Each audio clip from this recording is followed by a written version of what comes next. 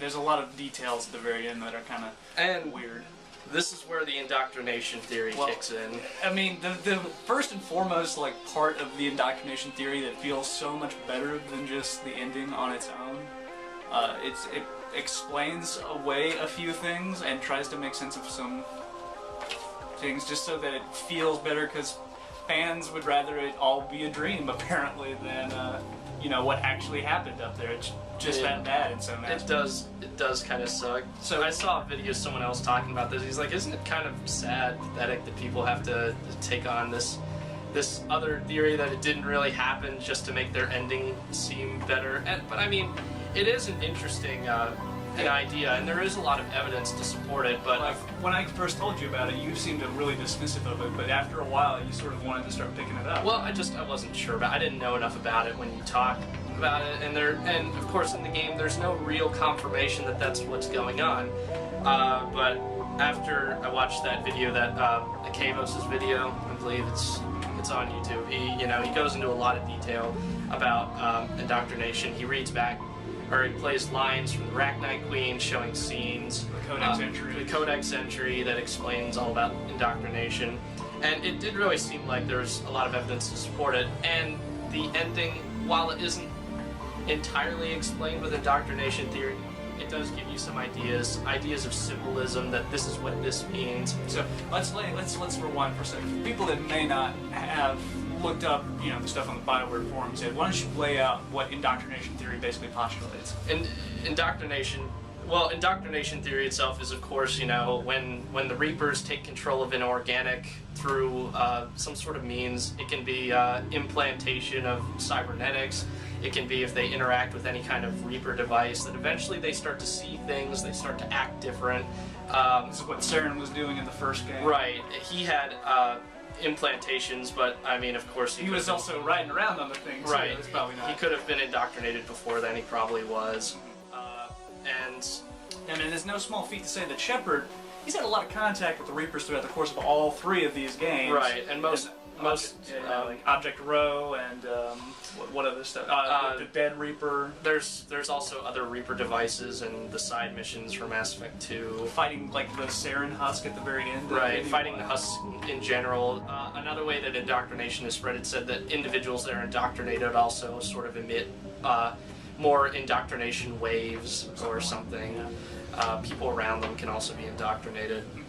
So then what we're saying then is that by Mass Effect 3, Shepard may not be totally indoctrinated, but at least a little bit, because it's supposed to be a slow process where you don't entirely notice it. Right? It can be slow or quick, but the quicker that it's implemented, the less useful the person becomes. If it's implemented slowly, they could potentially be used for months. Right, and can overthrow governments, planets, whatever, especially if they're in a position of power. Right. But basically, the indoctrination theory states that since the first game, Shepard has pretty much been fighting Reapers, interacting with Reaper devices, and by the third game, he is partially indoctrinated, which explains the kit.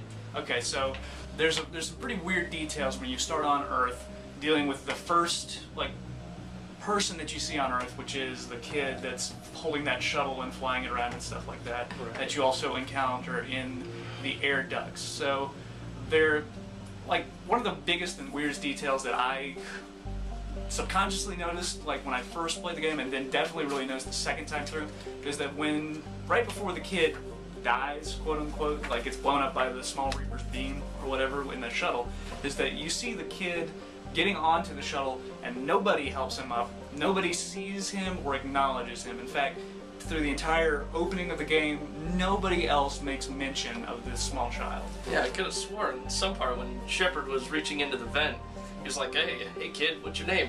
Tyler Durden. Yeah, right. But Shepard doesn't even talk about the kid to anybody else either. No, he does. There is a part where you can talk to Garrus about it. He says, I saw this boy back on Earth, he died in the shuttle crash, and Garrus is like, well, we've all lost people, but Shepard does not show, no one else sees this kid. Anderson kind of just ignores it, which is also very strange.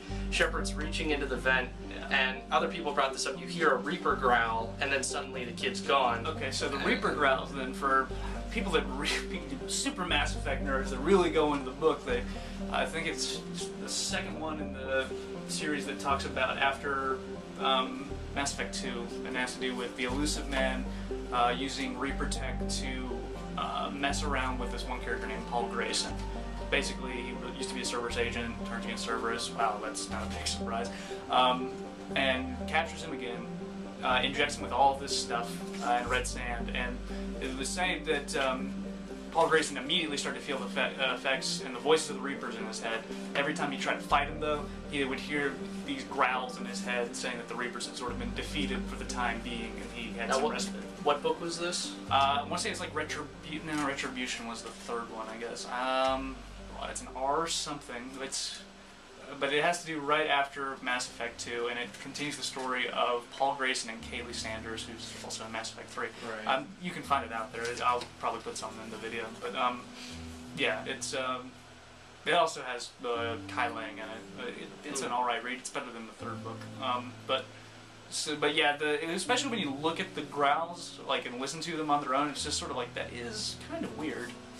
Yeah, I didn't even notice it at first, not until it was mentioned in that video. But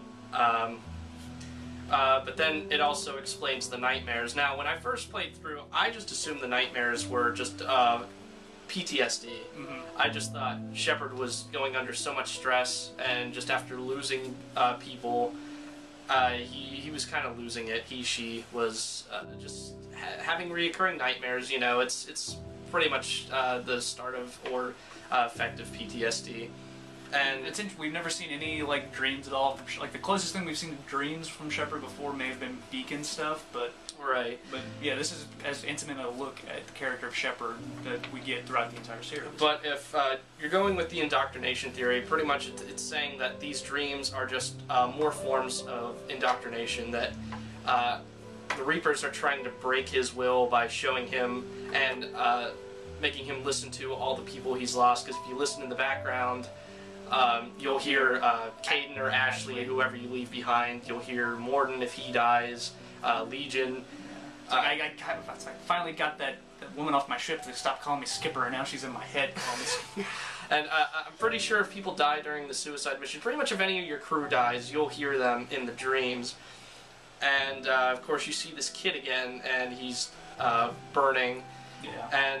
And also the indoctrination video talked about the Rachni Queen mentioned something that when the black oily songs or something. Right, oily.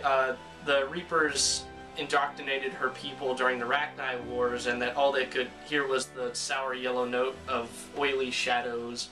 Which are the same shadows that Shepard sees in his dreams. Like the description is very close to these like tendrils on the side of the screen there, and at the end of the game with Tim, which we'll get to. Right. I guess, and then so that's going on throughout the entire part of the game. Pretty much anytime you're done with a major planet mission, you get one of those dreams. And then, like, what it really starts setting in is when you're on that final rush, right?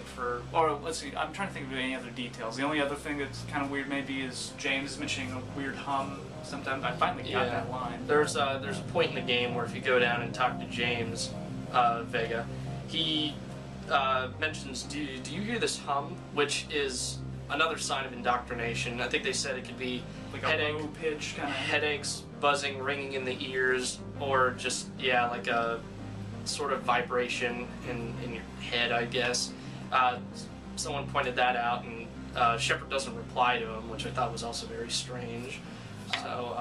So then after everything after that, you start getting to the final climax of the game, you know, doing the final charge, and then you get hit with the beam. And so this is where indoctrination supposedly really starts kicking in, and everything from here on out is supposed to be a dream. A dream, yeah, because you're moving really slowly, just like in the dream. You got the God pistol. I mean, maybe that's artistic license and not have to reload your gun, but, you know, people also say it's Shepard's heart and psyche trying to fight, indoctrination. Possibly, and pretty much every wound he takes or is shown in that sequence is a wound to his psyche, not a physical wound. At this point,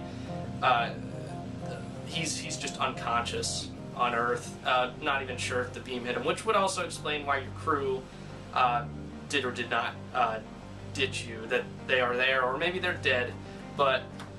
yeah, well, a lot of people want to take the idea of, if you do follow Indoctrination Theory, that everything with Joker and that weird planet also might be a dream. That all happens, and then you have the Shepard breath part if you choose the right ending for Indoctrination Theory. That pretty much shows him waking up. You've broken the indoctrination, which is also why it shows the Elusive Man at blue and Anderson at red, even though they're polar opposites. They're trying to like trick you. So once you get on there, get onto the Citadel. It's all about the Reaper's trying to trick you. Right. Even the part with the Elusive Man and Anderson is their first attempt to. It's sort of like this weird id versus super ego kind of thing. Right. You're the indoctrinated part of Shepard's mind against the unindoctrinated part, and Anderson, represents the part of you that's human, still alive, still fighting the Reapers. And he'll say at some point in the conversation with you, Tim, and him, is that can't you see you're indoctrinated? Right. And of course, you could take that to be Tim, or you could take that to be Shepard as well, which is kind of interesting. It's also strange to mention that every time the Elusive Man speaks, or whatever, the tendrils come back, maybe he's an indoctrination conduit himself, and that's just the Reapers reaching out there, or maybe that's really like when indoctrinations really started to kick in. Yeah, and it's also strange to notice that when the Elusive Man forces Shepard to shoot Anderson, there's distinctly two grunts that you hear. One is his, one's Anderson's, and the other sounds like Shepard. Sounds like it to me. I haven't played as femship yet, so I'm not sure if the grunt is a female's as well. But where the gunshot wound is kind of interesting. Right, but later, after Anderson dies, you notice that the camera pans to Shepard's side, and he sort of looks at it, and it's odd because... It's like the same place you shot Anderson. It's the same place you shot Anderson, and it's not where Marauder Shield shot you, because he shot you in the shoulder, the right shoulder. So it was just kind of odd that they mentioned that, and again, I didn't notice this the first time I played through. But you start looking for all these other details. Like you look at this weird place in the Citadel that you've never been, and you see elements of the Normandy and the Shadow Broker ship. Like maybe this is all being sort of conjured from places that Shepard has been. And the Collector base. It's also strange to notice again that Anderson said before the mission starts, we cannot retreat, we cannot fall back, this is it. And yet, after you get hit with the beam... fall back, retreat. Fall back, retreat. Our entire force was decimated, which is also strange because Anderson follows you up, or he says he follows you up. Where you go first, and then he says he followed you up, and then he gets ahead of you. There's weird temporal... I mean, we're dealing with big blue beams that teleport you all the way up to... Right. You could say that he got put in another place, but from the way he describes it, he seems to be going with you. And yeah... Like you said, there's elements from other parts of the other games in there. There's parts of the Collector base that look like the Shadow Broker ship. It just seems very odd, very out of place. It's very all dreamlike is what I sort of came away with. It's all one path, nothing's divergent, corpses, lightning, one central final room for a final confrontation. And then, of course, you take the elevator up, and things get really weird after that. Yeah, this is where, first time I played through, I raised an eyebrow, and it felt almost like you get teleported into another game, but the Indoctrination Theory is talking about this, and pretty much the kid was Harbinger the whole time, at least for this dream part. And this is his last attempt to try and fool you into giving into indoctrination by appealing to your sense of heroism. Yeah, it's all very weird. Same thing with Hackett, that people have talked about it. Well, how is his suit radio still working? I just assumed, he always uses an earpiece, so I just thought that's why it isn't damaged, because obviously his head is still on. But could be anything. People were talking about, well, his suit's so badly damaged, how is his radio working? Again, if it's the indoctrination, it's not really happening, it's in his head. Right. But the kid, though, was supposedly Harbinger, and that he's trying to appeal to your sense of honor. And there's details about the kid, too, like, people have said that if you split the audio channels, you hear the kid's voice actor, a male Shepard kind of whispered on the left, I think, and then it's female Shepard on the right. It is kind of odd to think, though, if it is indoctrination. It is more than one voice, though. Yeah.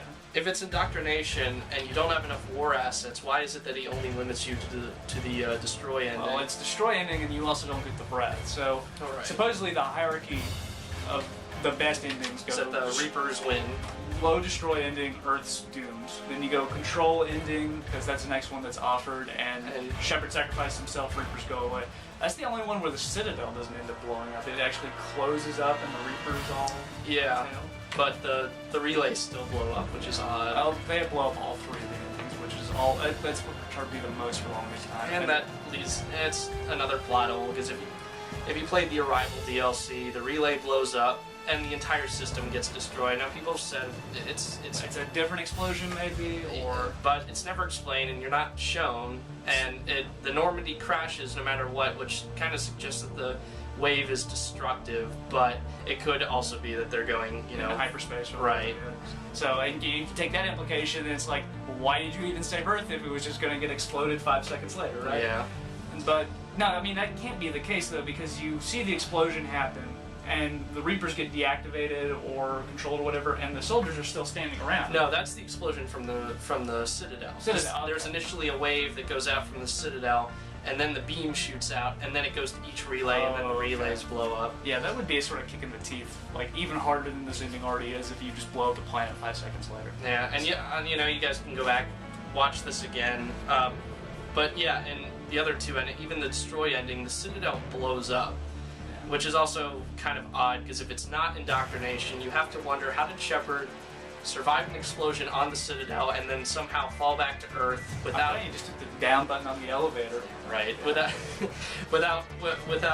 burning up on re-entry, like how he died in the second game, and she died in the second game, and yet still surviving the crash landing. It seems very, very unlikely. So then you get Control is the second, and so Reapers are still alive, still kind of bad ending. Then you have Synthesis, which is really weird. We're not... Reapers are deactivated? Is that what it looked like there? Or they get green lines. It seems like, all life is pretty much made partly synthetic. Yeah.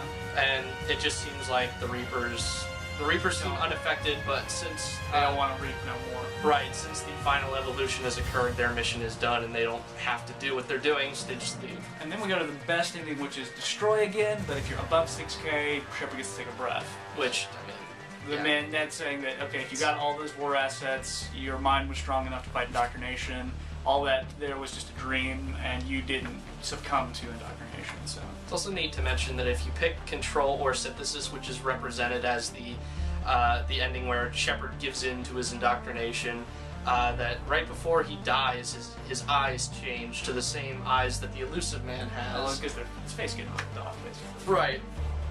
And you could say it's cybernetics, but it's just kind of odd to mention that every person that's been indoctrinated for a while, like Saren or the Elusive Man, their eyes are glowing blue. Right.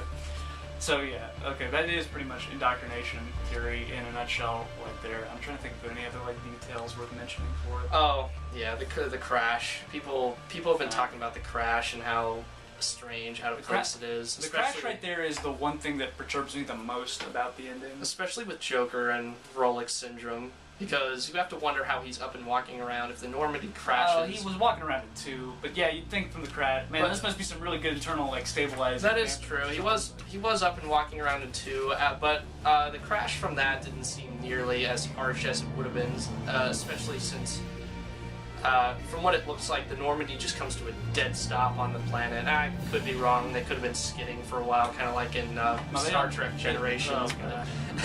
But they don't show you. Right, they don't show the crash, and it's just a pretty bad feeling to know that everything. Right, your bro and your love interest hop off, and it's just like, and they're stuck on this planet. It doesn't look like the Normandy is going to be going anywhere soon. And if they're obviously taking the mass relays out somewhere, like maybe you get some spacefaring technology again if the Krogans don't beat you down for being stuck at Earth, but there's just some really bad sort of implications. So, all in all, the ending just, you beat the Reapers, but it kind of, life kind of sucks for Shepard if you survive. It just seems like a really unfulfilling ending. But there's not really that much choice there. But the indoctrination theory goes to say that the crash and your friends getting out, that's sort of a representation of hope, and the relays getting destroyed is sort of like the Reapers are. You've broken the hold from Shepard's mind, and you don't have to evolve along that line anymore. Right. So that's pretty much what the indoctrination theory says. It's interesting, but there's no confirmation whether that's actually happening or not. Big huge thread on the BioWare forums. You know, go take a look if you're interested. There's more details than even we just covered right there. So.